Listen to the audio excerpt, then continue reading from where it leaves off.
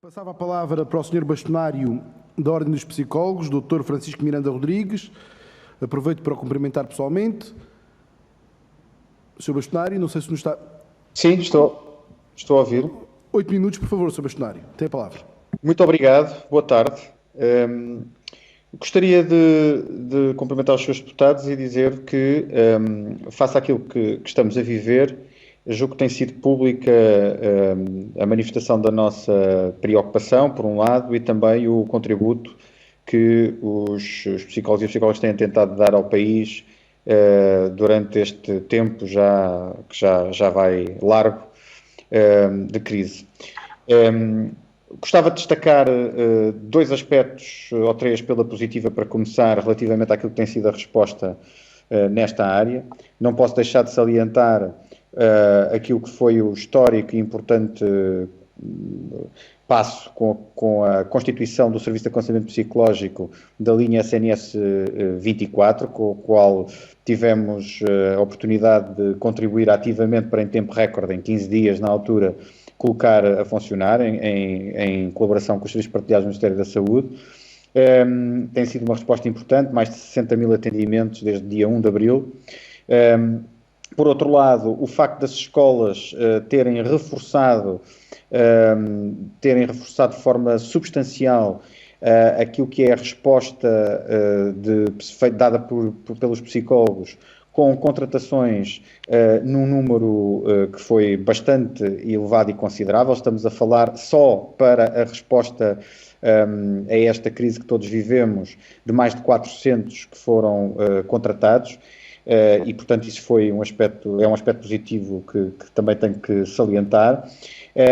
E também o facto de, inicialmente, ter sido possível começar a desenvolver algum trabalho na área mais vasta da administração pública, tentando começar a criar algumas respostas de apoio em termos de prevenção de riscos psicossociais, mais em termos ao desenho de estratégias e também na altura de criação de um instrumento de apoio aos funcionários públicos, uma coisa que, embora pequena, que foi o início de um trabalho aí que espero que venha a dar frutos. Depois, entramos em... Também gostava de salientar uma outra coisa que mais do que diz respeito à Ordem dos Psicólogos fizemos, que foi, em termos de contributos, termos preparado muita documentação voltada para a população, em diferentes formatos. Estamos a falar também de formato de vídeo e noutros, bem como na comunicação social, em termos de passar informação útil que contribua para uma melhor literacia da população na saúde e em saúde psicológica e que apoie naquilo que são um conjunto de cuidados que podem ser preventivos em termos de proteção da saúde mental. Depois, do ponto de vista do que nos preocupa mais, temos o facto de continuarmos com um nível de respostas muito semelhante àquele que existia antes da crise pandémica, para o acompanhamento continuado em termos de apoio psicológico nos centros de saúde. E isso, de facto, é algo que é impossível neste momento ultrapassar, ou seja, 250, sensivelmente, era o número de psicólogos que existiam nos centros de saúde antes desta crise começar. Não existem dados oficiais sobre o número de contratações temporárias que tenham sido feitas. Nós fomos tentando apurar isso diretamente junto dos agrupamentos de centros de saúde e apontamos para uma estimativa que nunca será superior a 50 psicólogos que possam ter sido contratados em regime temporário em todo o país. Nós apontávamos antes da crise pandémica para a necessidade de duplicação para conseguirmos dar uma resposta mínima e para acabarmos com coisas como 2 anos de espera em alguns sítios para uma primeira consulta, por exemplo. E de facto isso não tem acontecido. Continuamos com um concurso desde 2018 para ser terminado, para 40 psicólogos e portanto é mais uma coisa que vai atrasando uma melhoria nas respostas, e este é o principal problema daquilo que temos neste momento de resposta do país. Depois, no início foi possível colaborarmos na articulação entre os serviços de psicologia de toda a rede do serviço público, de modo a darem resposta tanto aos profissionais de saúde como à restante população que estava a ser acompanhada, àqueles que estavam a ser acompanhados na altura, e, portanto, montar uma resposta adaptada. Isso foi feito também com bastante rapidez, particularmente por aqueles serviços que já estavam autonomizados nos termos daquilo que o Governo tinha determinado também em 2018 relativamente à autonomia de serviços de psicologia. Foi mais difícil nas situações em que os serviços de psicologia não estão autonomizados e, portanto, essa resposta foi mais tardia em muitos dos casos e não foi possível, portanto, ativá-los do mesmo modo, embora tínhamos feito um esforço por fazer essa articulação e rapidamente colocar todos os psicólogos desses centros hospitalares em atuação, porque era disso mais que se tratava, e também depois em alguns agrupamentos de centros de saúde. O que fizemos aqui permitiu perceber que os serviços autónomos, como aliás se viu com a resposta dada pelo Serviço de Psicologia no Centro Hospitalar de São João logo desde o primeiro momento, é absolutamente crítico para uma resposta eficiente àquilo que são as necessidades que se colocam a todo momento e mais ainda numa situação de crise como aquela que atravessamos. E isso ainda não acontece por todo o país, ou seja, ainda não há cumprimento daquilo que foi despacho nessa matéria, o que não ajuda muitas vezes à melhor resposta. Por outro lado, temos ainda a situação de que a articulação entre estes serviços a nível nacional não tem qualquer forma de acontecer dentro do próprio SNS, ou seja, não estão criadas quaisquer formas de comunicação entre estes serviços ou de articulação, o que também não ajuda numa resposta a uma situação deste género. Os gabinetes de crise em saúde mental que foram ativados são estruturas que foram criadas para outro fim, para outro propósito, não têm que ver com uma situação desta natureza. E, portanto, também não são a resposta adequada. No momento em que foram ativados, já este tipo de articulação que eu vos referi anteriormente estava a funcionar e, portanto, também não foi aquilo que permitiu a melhor resposta possível, mas foi, enfim, aquela que os profissionais conseguiram ativar, porque era aquela que estava prevista a existir dentro do sistema. Portanto, face a isto, o aspecto principal que identifico para resolver é mesmo o facto de que sem o mínimo de recursos, sem o mínimo de psicólogos, nós não vamos conseguir fazer agora um trabalho para a frente absolutamente ainda mais crítico. Cada dia que passa, todos os estudos que têm saído vão demonstrando que o impacto psicológico desta pandemia é um impacto que chega à maioria da população. Não estamos a falar necessariamente de perturbações, mas também as perturbações mentais têm aumentado na população portuguesa, por aquilo que têm sido os resultados avançados nos estudos que têm saído. O último, por exemplo, do Instituto Nacional de Saúde, Ricardo Jorge, vem também salientar isso para determinadas populações. A recuperação do país, colocando nesse ponto agora, depende das pessoas e das pessoas estarem nas melhores condições possíveis para o fazer.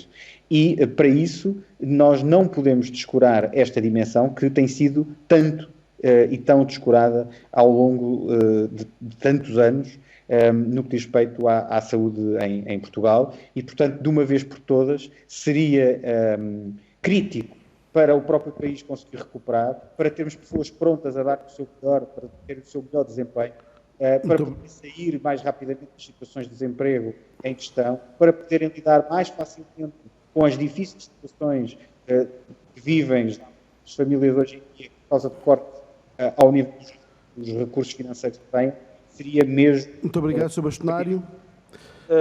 Então, posso só concluir dizendo que relativamente ao programa de saúde mental e ao que o orçamento prevê, foi positivo que assim fosse, mas é muito, muito, muito insuficiente. E repare, mais uma vez, aplicar um programa de saúde mental e não investir o mínimo dos mínimos na contratação de psicólogos, não se consegue depois fazer omeletes sem ovos.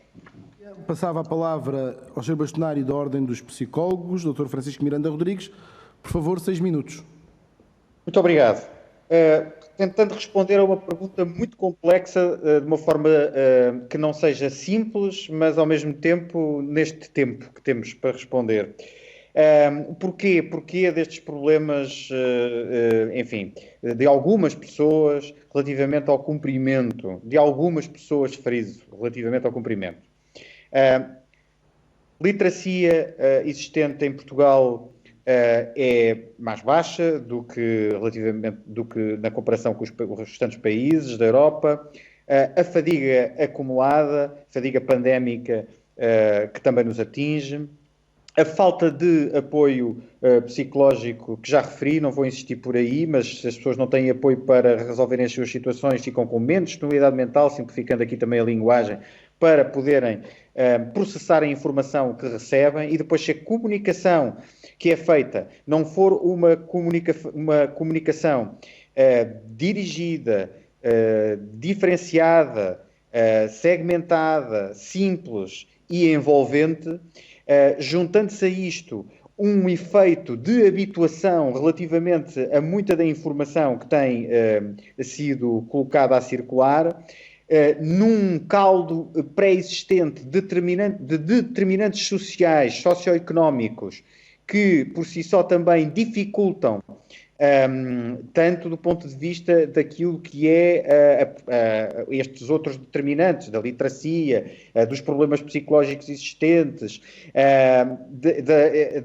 da própria vulnerabilidade para a fadiga se instalar, pois este conjunto de fatores certamente explicará muito do problema existente. Quanto à questão da comunicação em si, uma coisa é a transparência, e que é muito importante, e portanto nós temos os dados todos disponíveis e passarmos informação, haver informação em quantidade e qualidade disponível para avaliar toda a situação que está a passar por todos os cidadãos. Outra coisa bem diferente é a inundação,